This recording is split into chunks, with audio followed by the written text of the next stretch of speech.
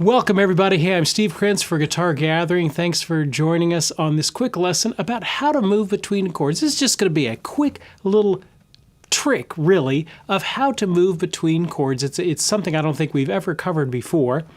And it's a little simple walk-up that you can do between two chords. It works for major, it works for minor. You could walk it up, you could walk it down. It's a really easy thing to do. So there is a PDF that goes along with this, so make sure and have that downloaded in front of you. That'll help you. The link is in the YouTube description down below. All right, take a look at it. Here's basically the idea.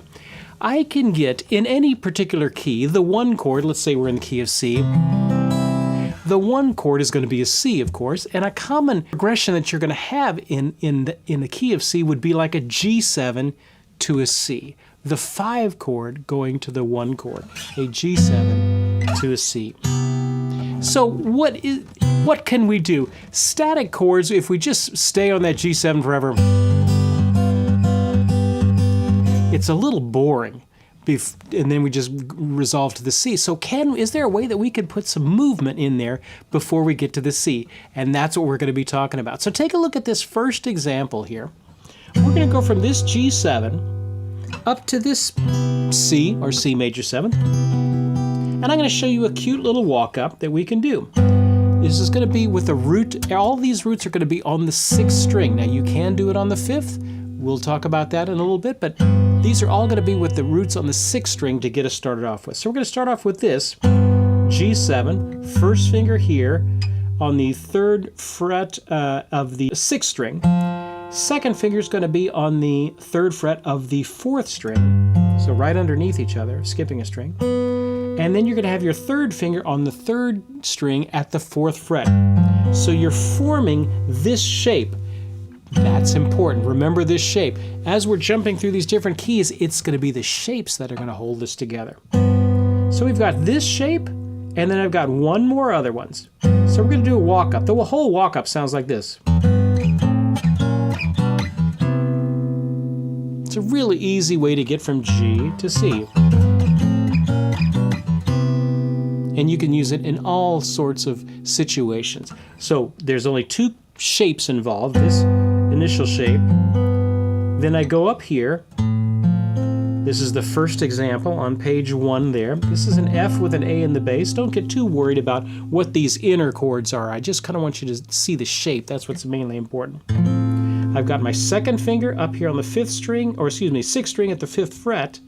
First finger at the 4th string at the 3rd fret. 3rd finger at the 3rd string at the 5th fret. So I've gone from this to this. Okay, now I'm going to shift this up 1/2 step. And then shift it up again, another 1/2 step. And that's all there is to it. And then that resolves to whatever C I'm going to. There you go. It's a simple little walk-up. I can do them all together. I can maybe do them separate. Maybe I could do just the outside notes and not even worry about that inside note.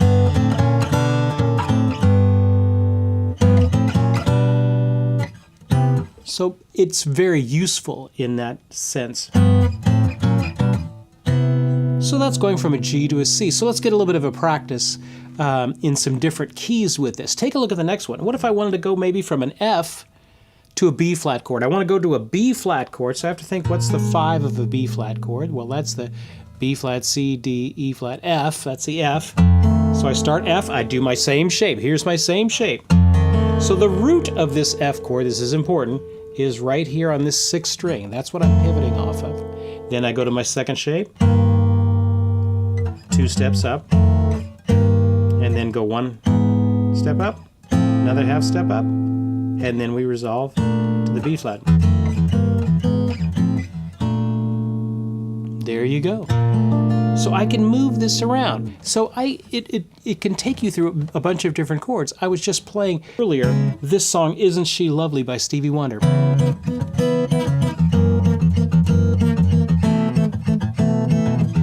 The chords being C sharp minor to an F sharp to a B, B7th, B11th, to an E.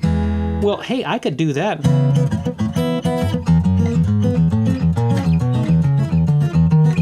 Oh, what was all that magic? Hey, it's that same little lick that we were just doing. I did it from the F sharp to the B, and then I did it from the B up to the E. So, all right, take a look, flip the page to the second page. Let's get a little bit more practice with this. So that'll work in any, as I'm approaching any chord, I can use that little dominant 7th walk up. So it'll work, you know, if I wanted to go maybe from it up to here to a D major, I could start on the A and do the same thing.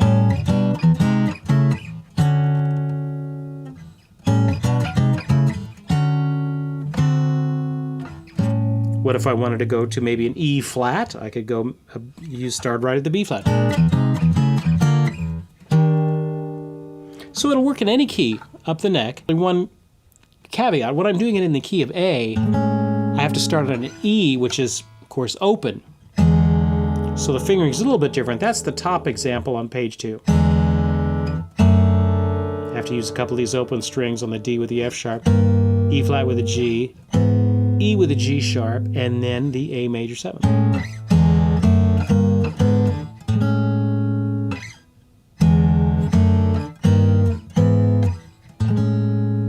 It's a great little...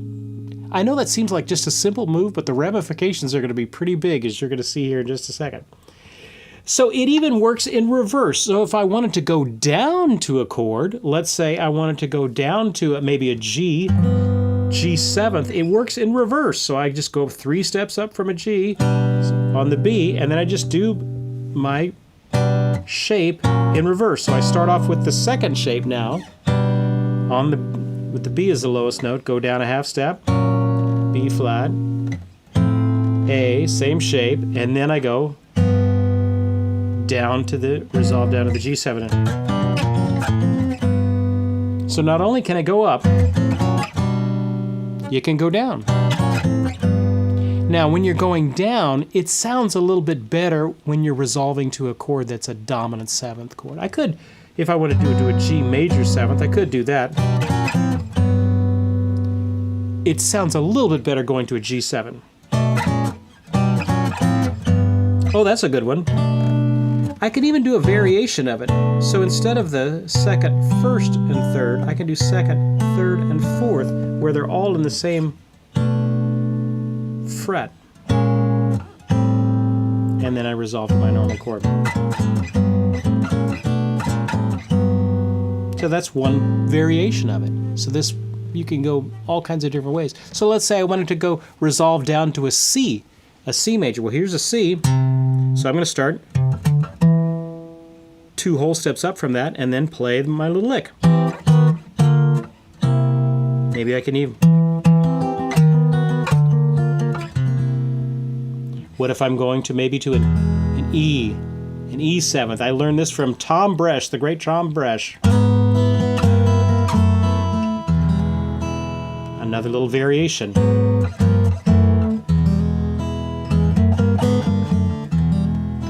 It's a very characteristic guitar type of lick. Take a look at the next one.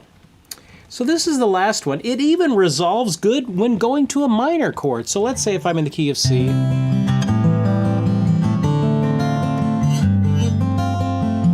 Let's say I'm in the key of C.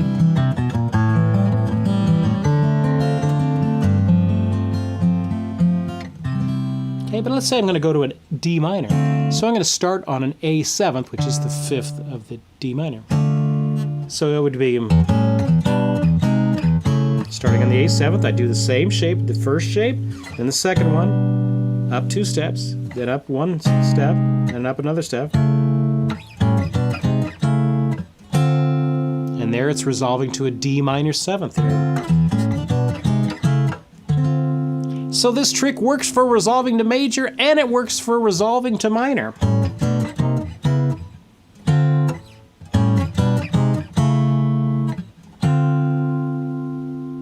How much more can we get out of this same lick? All right, well, let's put it into some practice here.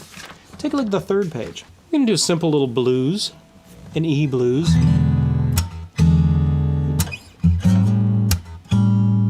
Going using an A, or an E7 to an A7 to eventually to a B7. Okay, so an E blues would be a 12-bar progression. Starts on E, ready, and E. Then it goes to the A7. Then it goes back to the E7 for 2 bars. Then it goes to the A7 for 2 bars. It's just outlining the progression. E7. Then it goes to a B, to an A, back to an E7. Okay, so that's the basic 12-bar blues. We can jazz that up a little bit, so take a look at our example here. Then it goes to the A, it goes to E. Now I'm heading back to the A, so I'm going to do my little walk up. Ah, did you hear that? That gets me to that A really nicely. Hey, I can even go in reverse. I'm heading back to an E there in the second line, the third measure. So I'm going to walk down to the E. So let's hear how that sounds from the beginning. To the beginning, 2, 3, 4, E7. To the A7. Back to the E7. Now I'm going to walk up to the A. Walk down. Okay. And now I'm going to throw a little C sharp 7, sharp 9 in there. And then I'm going to go to an F sharp 7, which is be a kind of secondary dominant. Don't get too lost in all the theory of this. So I'm going to walk up. I'm heading to a B, so I'm going to walk up to the B. B, but the B is going to go to an E, so I can keep walking up. So I do my lick in F sharp. Then I do my lick in B. And here I am at the high E, an octave above where I started. And then I'm going to go, let's go in reverse down. So let me play that whole thing for you. 1, 2, 3, 4.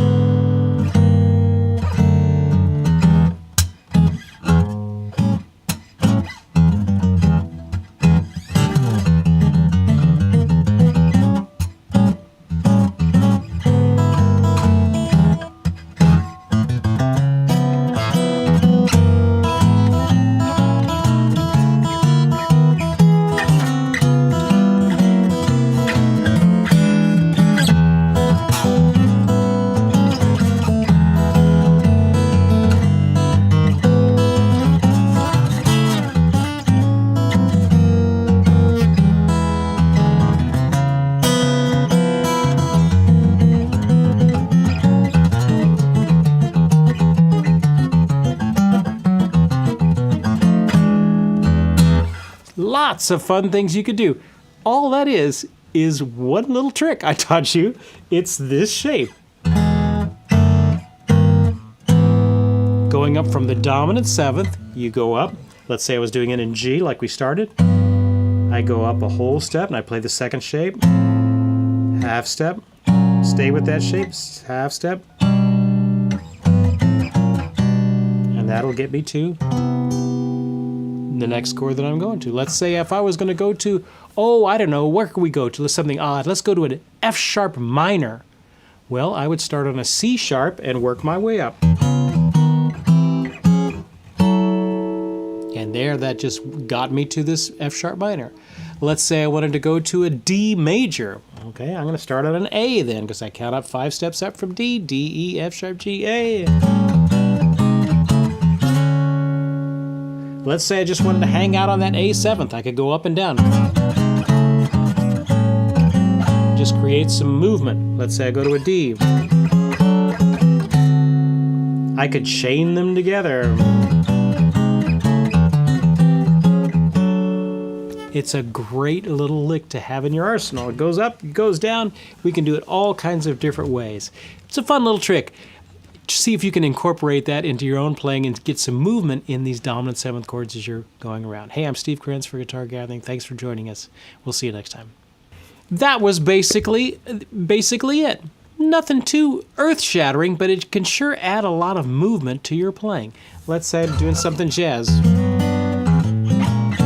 I would use that second variation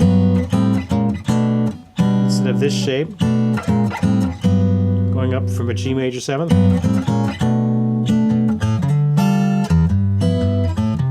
Now, I could do this on the 5th string. All those ones we've been covering were on the 6th string. I can do it on the 5th string as well.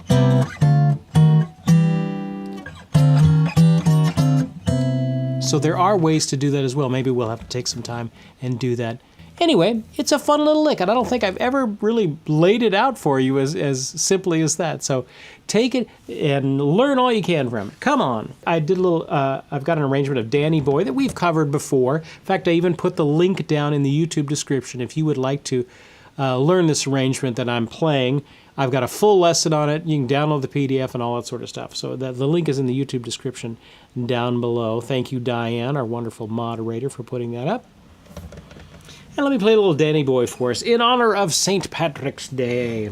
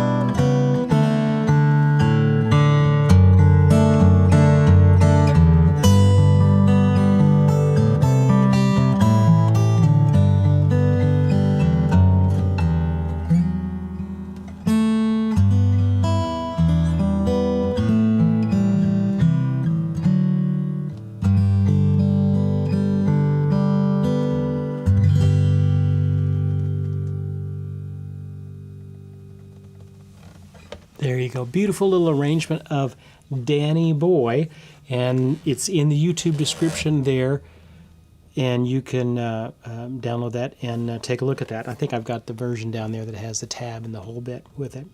You know, I was just thinking as I was playing that, the concept of holding notes, letting notes ring while you're moving other things is something that really separates, you know, a good player from a great player.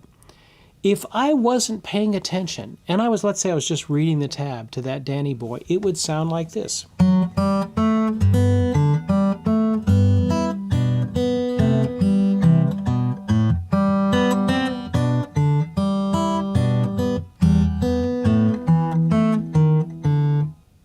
Do you hear how uninteresting that sounds? I played every note. It was in the right spot. What's the problem? I didn't have these notes overlapping each other. And that is a simple key to make the music come alive. If you're playing sounds like this,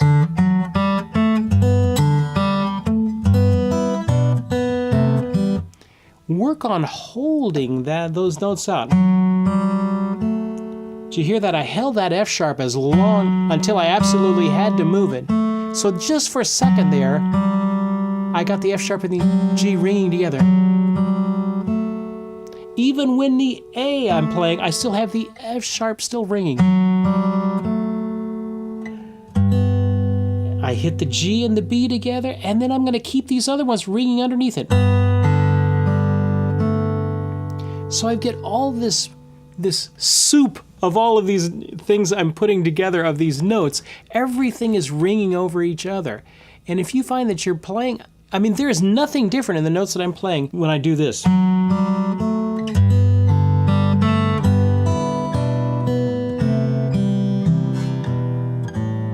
Do you hear how suddenly that music is coming alive there? And that's because I'm really paying attention. Well, but Steve, how do I know which notes to hold? Well, here's the idea. Hold everything. Hold everything that you can until you're absolutely forced to, either by the chord changing or by your fingers having to touch that string again or whatever. Just hold it as long as you can.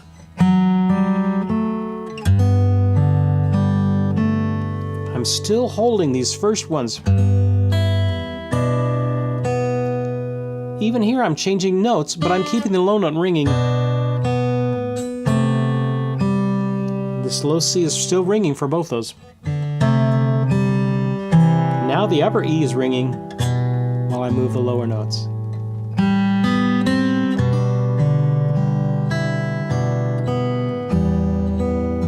Now it's easy enough to do when it's an open string, like that measure right there. I've got an open A holding.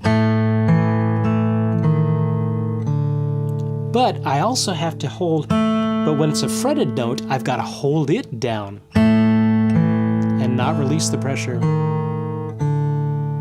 If I could squeeze any information into you, that would be it. You don't have to play any better than you currently play.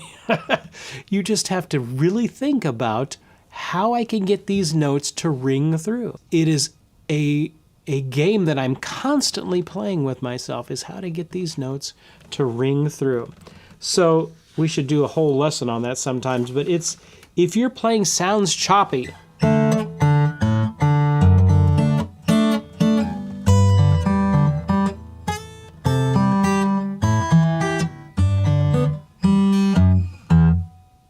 let it ring, let those ring, and it takes effort.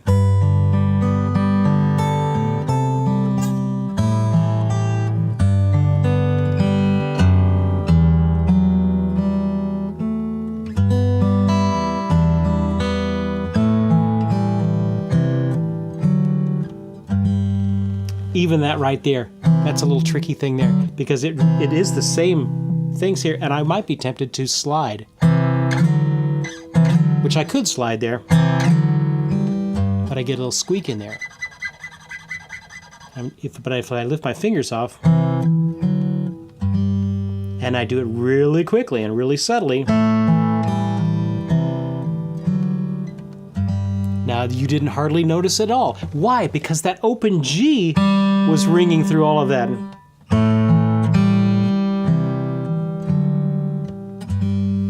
So if I keep an open string ringing here and there, that helps cover a lot of my movements around there. So you'll see, even in some of my arrangements, I'll deliberately strike an open string right before I have to do a chord move, just so I can cover my chord move and it's not just a complete dead stop of the sound. All right, y'all were asking some good questions. Anne is saying, looking at the notation, how do you know what fret is to be played? Well, I have the tab down there, and that's telling you what fret is to be played. So the tab, the numbers in the tab staff are not what finger you're using. A lot of guys think it's what finger you're using. That's not what it is. It's what fret is to be played. And so it tells you what string and what fret. So that's what that is. Brian is asking, do you always mute the string next to the root? In these shapes, yes. They're a shape that use, this particular family of shapes uses a note of the 6th string. I mute out the 5th string. and then I play the 4th and the 3rd string. So yes, I am always muting out that 5th string. Doug is asking, have I ever done a lesson on borrowed chords? No, I haven't. Basically, here's the idea with that.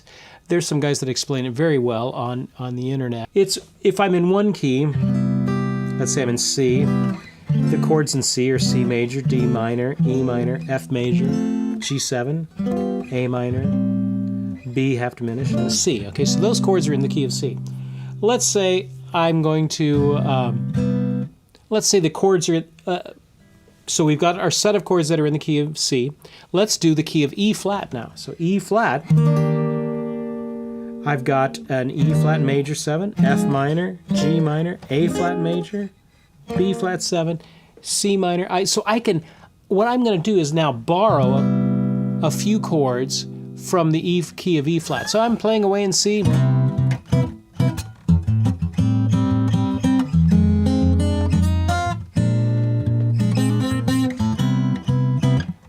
Well, what on earth was that? I played a C major 7th, A minor, and then I borrowed a couple of chords from the key of E flat. I did an F minor,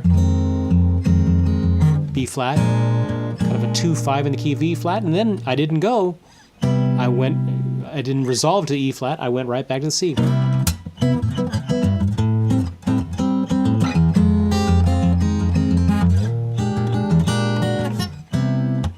And you'll hear that sort of a twist in music, a lot of pop music, a lot of Disney songs, that sort of thing. You'll hear that twist quite a bit, and they're just borrowing chords from other keys. You're doing just for a second, just for a moment in time, you're kind of switching to that key, and then you spin out of it. Anne is saying, what if you have a song that has no tab? Hey, then you just have to figure it out, Anne. That's right, you got to use the old noodle, use the old noggin. I try and include tab as much as possible. I'm trying to just give everything. I give you chord blocks. I give you chord diagrams. I'm give you the music notation. I give you the tab. I give you the finger numbers. I give you everything I can think to give you. A lot of arrangements you're going to see that do not have all of that. They will have maybe just the chord symbols and then the tab, or you'll see the chord symbols and the music notation, or you'll see the chord symbols and the chord blocks, but you won't see the tab, things like that. So I try and include as much as you have. What do you do if you don't have a song? If a song that has no tab, you have to figure it out. You got to read the music. Lily is asking, do I have music for My Girl? The short answer is no. I do not have music written out for My Girl, but that's a good one. Talking about my girl.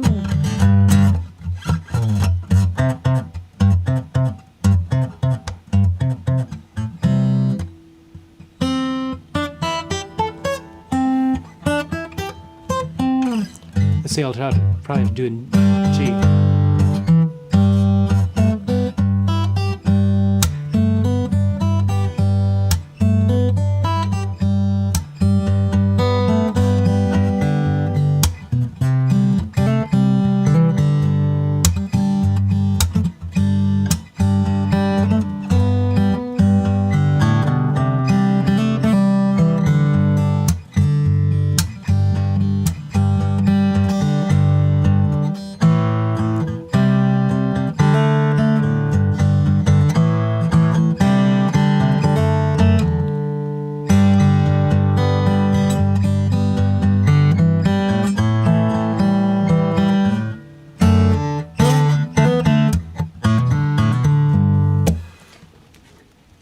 All right, I just did a little simple arrangement there just off the top of my head.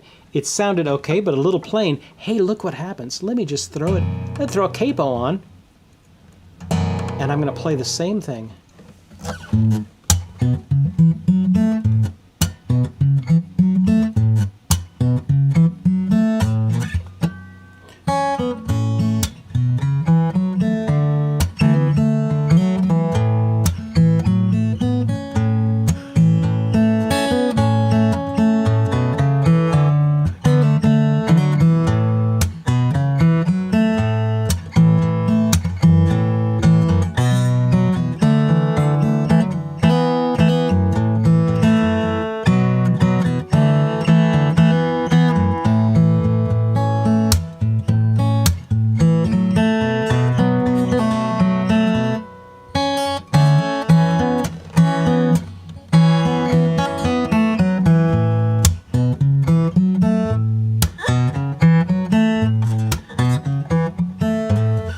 to work up a little arrangement of that. That's a cute song. I play these songs for the different things that I play at, and that's a fun one. I'll have to add that to my list there. Thank you for doing that. Tom Dunn is saying a good question. Tab alone doesn't give you the feel you need for the notation. You need the notation for that. Yes, each of these things give you various amounts of information. So tab gives you where to put your finger, but it doesn't necessarily tell you rhythm sometimes. It just tells you where to put the finger. It also doesn't tell you how long to hold the notes or what notes are being held, any of that sort of stuff. So tab has its limitations. Music notation has all of that information crammed into there. Now, music notation doesn't tell you what the chord shape is. So I'll include the chord and the chord little fretboard diagram so you know kind of what chords I'm working off of there. I want to talk for a second about straps. We haven't talked about straps in a while. Mainly choosing a strap, okay? The main, in music stores, you're going to see this kind of strap. This sort of a, strap. It's got a little end pin thing down here. You can tighten it and loosen it, and it's got usually some sort of a design. This is 80% or 90% of the strap market is these guys right here. Okay, it doesn't give you any, real, I don't want to say protection, but I mean it doesn't give you a lot of real support. It's basically just kind of a plastic vinyl sort of a backing to it there, and then you can adjust it. The bad thing about it is that sometimes this front little thing kind of gets, starts tearing off as it has in that, because I've had this one for forever. All right, so that's this kind of strap. Generally, I don't like these. I mean, everybody starts with these, but there are better things. Okay. Now, some people use these really thin straps. I don't even have one from me. And my question to you is, why? Why would you use it? Play a 4-hour concert with a Les Paul hanging off that, and you've got a Les Paul, heavy 15-pound Les Paul digging into your shoulder blade because you've got a strap that's an inch wide or 3/4 of an inch wide. And my question to you is, why on earth would you do that to yourself? All that weight is being pulled on such a small little portion digging into your shoulder blade. You times that by 20 years, and you got yourself some real problems. People have sent me different things. This is a really elaborate one. I don't really use this one, but it's got a lovely lamb, whatever that is. And then it's got leather on the outside. Oh, it's just gorgeous. It's a beautiful thing. I don't really use it. But the cushiness of this is really, you can't really adjust this significantly.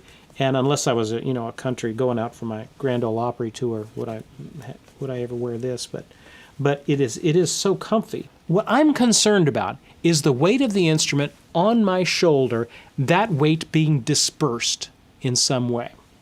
This would disperse it, albeit this is a little not quite my style, but it is a glorious strap that someone gave me. Here's another one of these.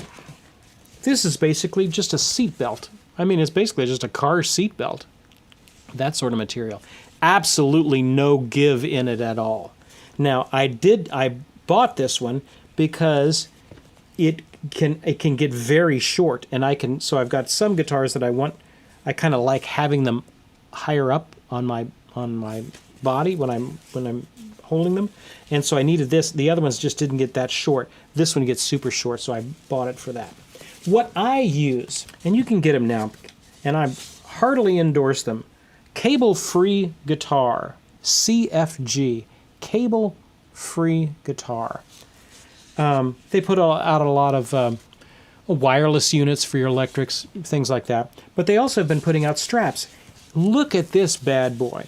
I've got little bumpity bumps on the inside. It's also made out of neoprene, so it gives just a bit, gives just a bit, and it's nice and wide, dispersing that weight of my guitar, and it will do that. So these are currently the straps that I am using, these cable-free guitar ones. They've got these pressure-sensitive little bubbles in here, so it really disperses the weight. And I like the neoprene because when I put it on, it's got a little bit of a give when I do it.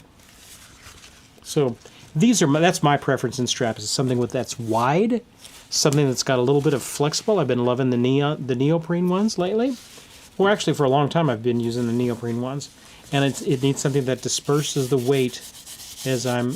Now, this is a good 3 inches, 3 or 4 inches, maybe, width. I love that. That separates that really nicely.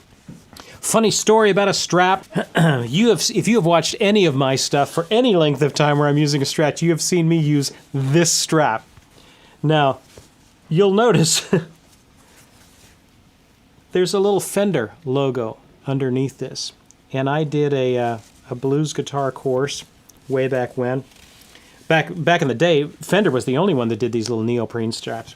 And we did a blues guitar course and taught all this sort of stuff. And we were doing a lot of stuff with Gibson at that time. And we were going to sell this course through the Gibson website. And they took one look at it and said, no, we're not going to sell it. And we said, why? I'm playing Gibson guitars. I'm doing all that sort of stuff. But you had right here was that Fender logo. Gibson took one look at that and said no. So I took a piece of, it's not duct tape, it's gaffing tape, because we were working in the studio at that time, and covered that up. And you'll see on everything that I've done since then, you'll see this strap with this covered up there, because I had to cover it up because Gibson said they're not gonna do anything that has Fender on it. So there you go. That's always my funny strap story. We've got our fall fingerstyle retreat that is coming up in the fall, and I know you think October is forever away, but it's well over halfway filled at this point, our fall fingerstyle retreat. So if you all are interested in being a part of our fall fingerstyle retreat, I would not wait too long, because it fills up every year, and this one is already getting filled up real early. So we're going to have Antoine Dufour, phenomenal fingerstyle guitarist, Brooks Robertson, a great fingerstyle guitarist and teacher as well. I'm also talking with John Knowles, and I don't want to say anything about the conversation I had with Phil Kagi, but let's just leave it at that. Phil Kagi may or may not be there. So our fall fingerstyle retreat is October 22nd through the 25th here in Nashville. If you're interested in being a part of that, you can go to fingerstyleretreat.com, get all the information there. You come here, it includes lodging and food and everything. We're all here together. We all stay together and eat together. It's a lot of fun. So if you have not been to one of our fall fingerstyle retreats, check it out. You can go to fingerstyleretreat.com, get all the information you ever wanted to know about that. 2 weeks ago now, we started our Guitar Gathering Academy, which is where we go and we learn 4 songs in 4 weeks, and we kind of all do it together. And this time, since we're coming up on Easter, we did hymns. And so we've learned a couple of hymns. We've learned Turn Your Eyes Upon Jesus so far, and we've done Blessed Assurance. So I wanted to play Blessed Assurance for you.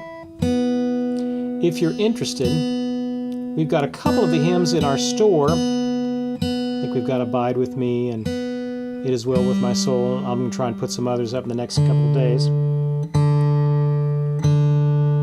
If you're interested in Turn Your Eyes Upon Jesus or this arrangement that I'm about to play with Blessed Assurance, shoot me an email and I can send you a single song thing where you can just pay for the single song if you're interested in doing that. Doug is asking, do I view capos as cheating? No, I used to. When I was a jazz guitarist and kind of played mainly electric and stuff like that, I would think, why would you need a capo? That's for guys that only know 3 chords.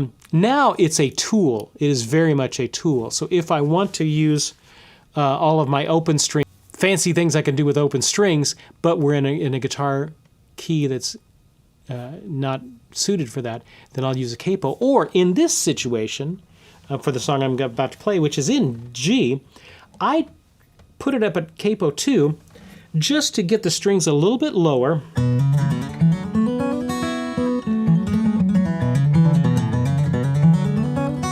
So I can just rip around on the strings a little bit better. Yeah, I can just rip around on those. And a lot of that is because I put the capo on, and it lowers the strings just a little bit. Here's another little trick, as long as we're just chatting between me and you. A lot of times capos can get confusing visually because you're looking down, and if you have the capo in the wrong spot, you'll kind of have a tendency to put your hand in the wrong spot. A little cheat for that is if I put the capo, let's say I'm going to play in G, which usually G, there's a dot, you know, usually if I play here, there's a dot there. So if I put my capo at the 2nd fret or at the 4th fret, then my G still has the dot where it should be visually, and although it gets a little off further up, but visually, if I do things down here, it still works. So that's why you'll see a lot of guys when they're doing capo stuff, they'll capo at the 2nd or the 4th fret to just visually keep the it's just a little bit easier to keep track of. This is Blessed Assurance.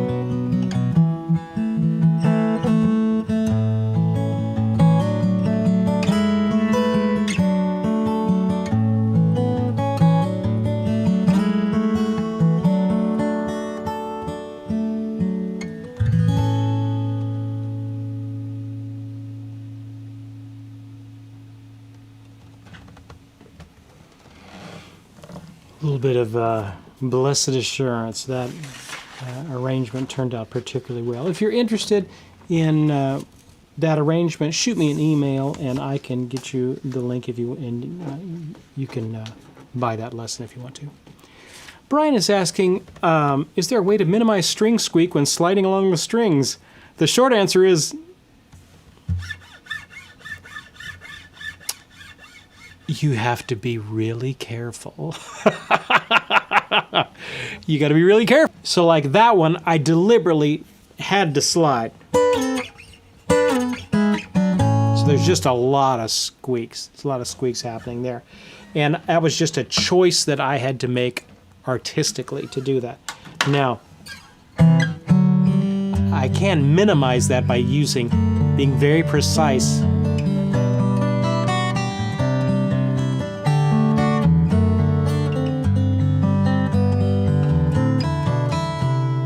Did you hear that? So I didn't slide. I came off and on real quick. You can, Peg is saying, you can do half rounds. You can do strings that don't have the ridges in them. That's another thing. You sacrifice a little bit of the high end, but if you're playing jazz like Peg does, you don't miss that high end. If you're doing fingerstyle or something like that, that high end, the half rounds are going to mute that a little bit, but it takes care of the squeaking, because it's the ridges in your fingers going against the string. Now I use coated strings, and so that helps a lot. I use the D'Addario XS strings, which has this coating. Used to use the Elixirs; those have a coating as well. D'Addario ones seem to last a bit longer, so I've been enjoying those lately. Brian's saying, are nylon strings quieter? Well, yes, the upper ones don't have any ridges on them, but the lower strings would still have the ridges on them. And you can EQ it out a little bit, and your type of pickup will help, minimize that as well. Also wanted to talk about just for a second the inner game of guitar. The idea that mood follows action. Mood follows action. Sometimes if you don't feel like practicing, sometimes I don't feel like practicing, but if I just sit down with my guitar and start playing, by the end of 15 minutes or something, I generally feel better about playing.